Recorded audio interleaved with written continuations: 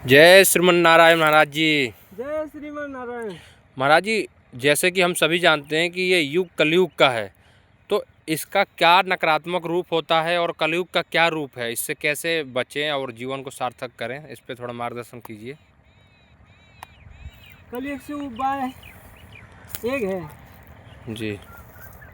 भगवान कह रहा है कि भगवान वाच सत्यनारायणं सत्यनारायण सत्यमे विजयं सत्यं परं सत्य सत्यं विमूला ज्ञातैव आत्मं परजीवलोके नित्यं स ब्रह्मा कर्मं कुरु।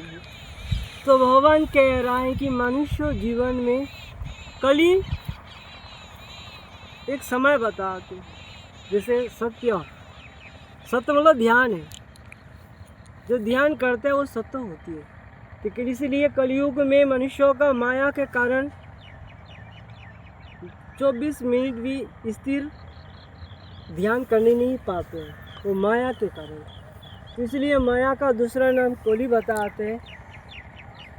जैसे इंद्र लक्ष्मी का क्या है, भाई बहन है, तो भाई बहन के रिश्ता होते हैं। ऐसे ही मनुष्य जीवन में सत असत क्या है, परिवार बताता है।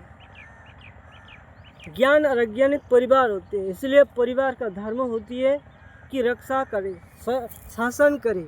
जैसे राजा का धर्म कि प्रजा का शासन करे, उसी प्रकार मानवता का ब्रह्म को कर्तव्य है कि सत्यों को भी रक्षा करे और सत्य को असत्य को भी रक्षा करे और स्वयं को भी रक्षा करे। और रक्षा करने के लिए हमें निर्गुण अविनाशी को धारण करते हैं। जहाँ कुछ नहीं है, जहाँ शंका नहीं है, जहाँ विषय नहीं है, जो निर्दोष है, निष्पाप है, उस परमात्मा को ध्यान करने से सर्व पाप मुक्ति होता है। जैसे भागवत में बता रहा है, सत्य माया जगत आत्मा। तो आत्मा किसका अधीन चलती है? देवोदेव महादेव। और महादेव किसका अधीन चलती है? मंत्र का अधीन। और ये मंत्र शक्ति है किसके पास? वो भगवान ब्रह्म के पास। इसलिए स्वयं कहते कि आप कौन हो? आप जो बोलती हो वही आप ब्रह्म हो। अगर ना बोले, ध्यान करें, आप भी ब्रह्म हो।